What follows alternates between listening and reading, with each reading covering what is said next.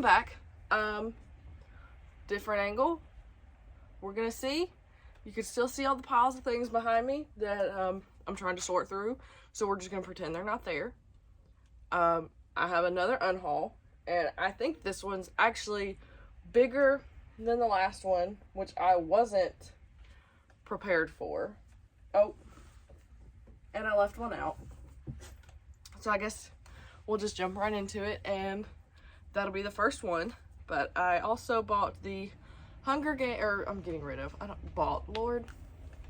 I'm also getting rid of the Hunger Games, the tribute guide. It's kind of the same as, you know, the other books I got rid of, the Divergent and the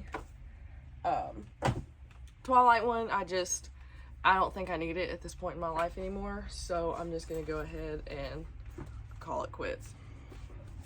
So I'm just gonna start with this stack, and we have Harry Potter and the Chamber of Secrets, which we already discussed why I'm getting rid of the Harry Potter books. And then I have Hector and the Search for Happiness, Joyride by Anna Banks, and I've never actually read these three. I don't know, I just think that I'm not gonna be interested in them. I have a ton of romances, so these are the ones that I'm not gonna be interested in. Also, the girls are kind of wrestling in the background, so if you hear that, we're just gonna pretend it's not happening. We have The Fallen 3 by Thomas E.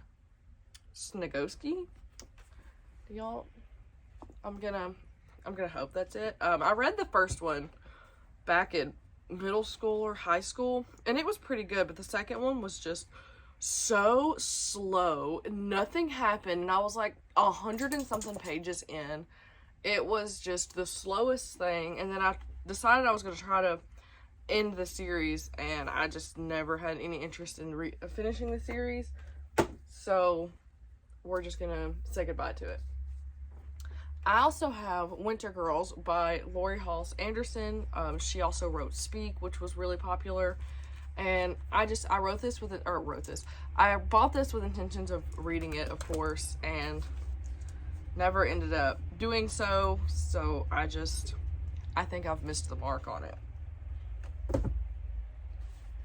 I also have The Collector by K.R. Alexander, which could be a surprise if you remember the recent reads where I read her other book, which was Scare Me, but I actually ended up with 2 copies of this, so I'm going to rehome one, because I don't need 2 copies.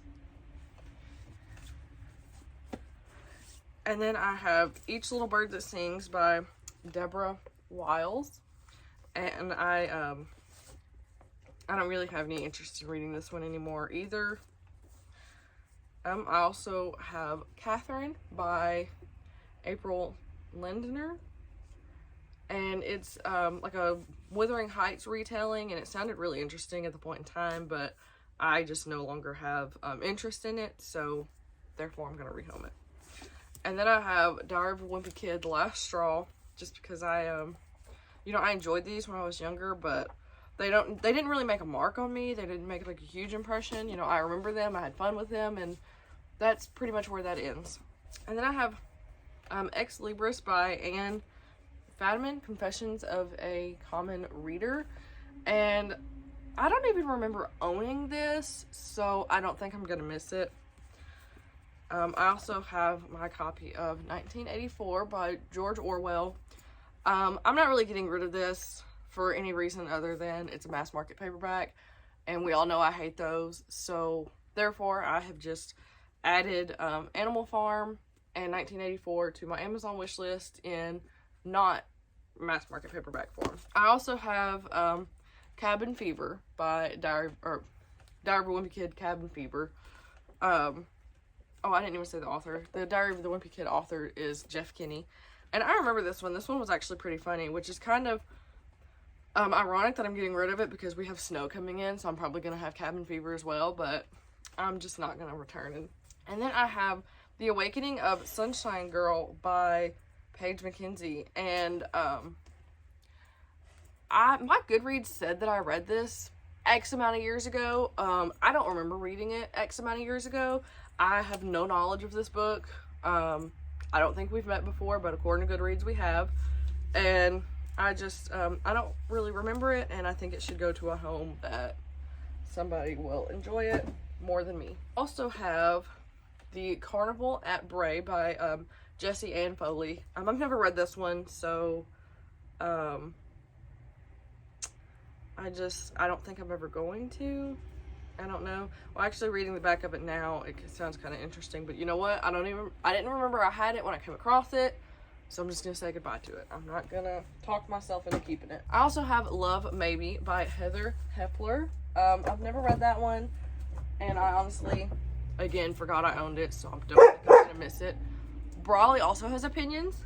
So I'm also rehoming Where Things Come Back by John Corey Whaley. I remember this being really popular. It made its way through BookTube years ago. It's still pretty popular, but I bought it with intentions of reading it because it was so good, and I never got around to it, and I don't really have any interest in it anymore, but I'm sure with as popular as it was, somebody will love to find a copy of that. Alright, so we've gotten through our first huge stack.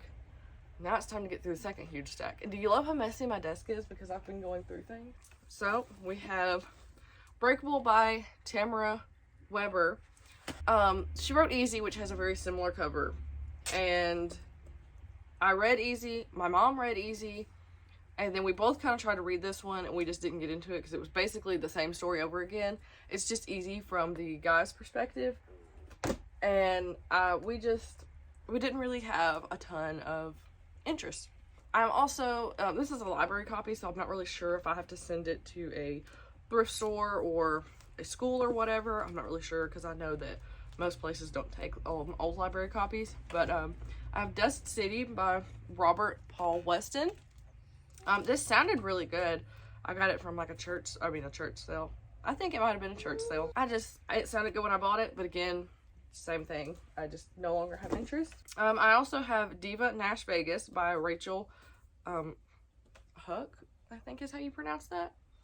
I remember buying this X amount of years ago when I think I was in like 8th or 9th grade, and I don't even remember what it was about, so I'm just gonna let somebody else enjoy it. I don't remember if I included this in the last one, but it was in my new stack, so I don't think I did, but if I did, I'm gonna apologize now.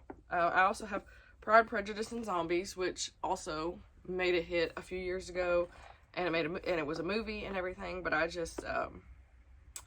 don't really have a lot of interest in reading it. I'd prefer to read Pride and Prejudice, I guess, how it is. And I thought it sounded fun years ago, but at this point it doesn't really sound as fun anymore. I'm sure it's really good because it's, had a movie and everything. And then I have, I'm not really sure which one in the series this is because I do plan on getting rid of the other one that I maybe own, if I own another one. But it is Fire with Fire by Jenny Han and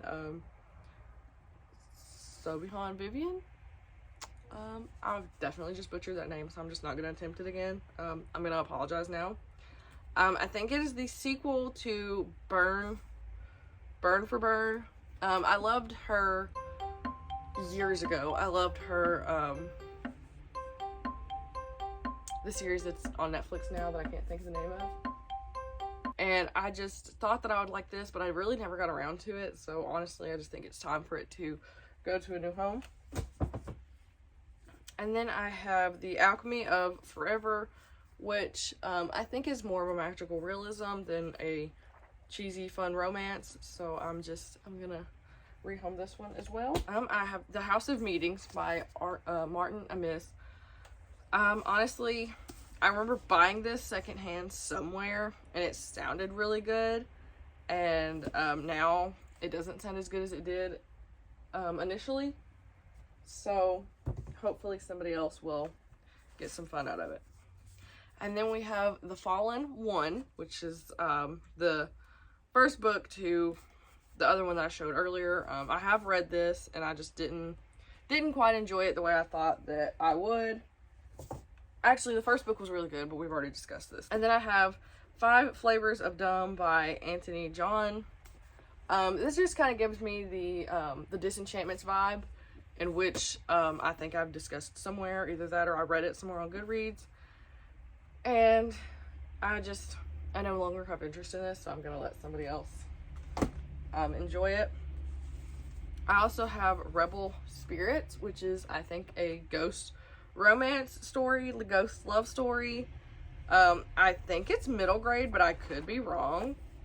So, but I bought it and it sounded really good, but I just now that I'm deciding to rehome things that I don't think I'll absolutely love. And then I have the 13th Tale by Diane Setterfield, and I honestly I know her other book was really popular, so I bought this and her other book at some point with intentions of reading them, and that my mom would read them and my grandmothers would read them, but honestly we've all forgotten these existed. Probably wanted to be included, and so that's what happened there. So I also have The Upside of Unrequited by Becky Albertalli. She wrote Simon versus the Homo sapiens Agenda that got really popular a few years back and was a movie. And I don't even remember why I picked this up and whatnot, so I'm gonna go ahead and rehome it as well. And these two kind of hurt. These are a debate because I never got around to reading them, but I really wanted to. And it is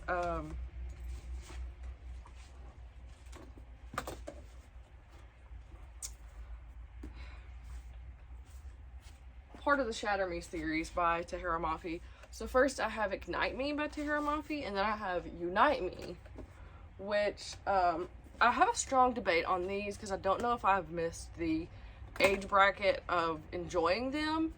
So if you know, I would love to hear thoughts on whether you think I would enjoy them being 24. Is it still in that enjoyable age range? Have I missed the age bracket?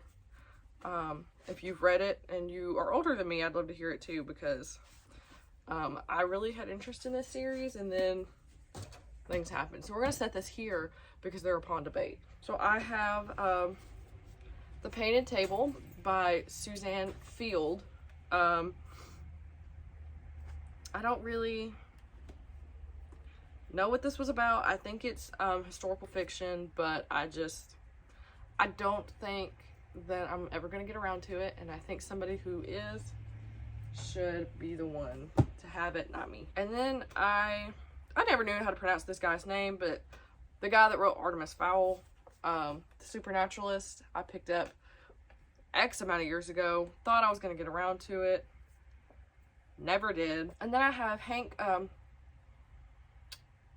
Philip P. Ryan's Trust Me, which is a mass market paperback, and it sounded really good. I'd still love to read it. I just put the not mass market paperback on my Amazon wish list. So there's the reason on that one. And then We Were Here by Matt De La Pena. I believe it is also historical fiction. No, it is not. Contemporary fiction, that's what it is.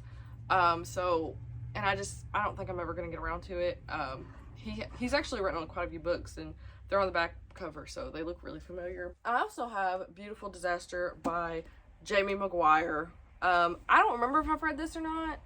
I know that my mom hasn't read it because I gave it to her and she never read it, so I'm not going to worry about keeping it. If I did read it, I don't remember reading it, and I remember this being popular a while back. I haven't heard anything about it in a while. So, alright, well, that is all the books that I'm currently unhauling. I know that I'll be back for another unhaul, probably another haul, because apparently I buy them as quickly as I get rid of them. And, so I will see you next time with another video.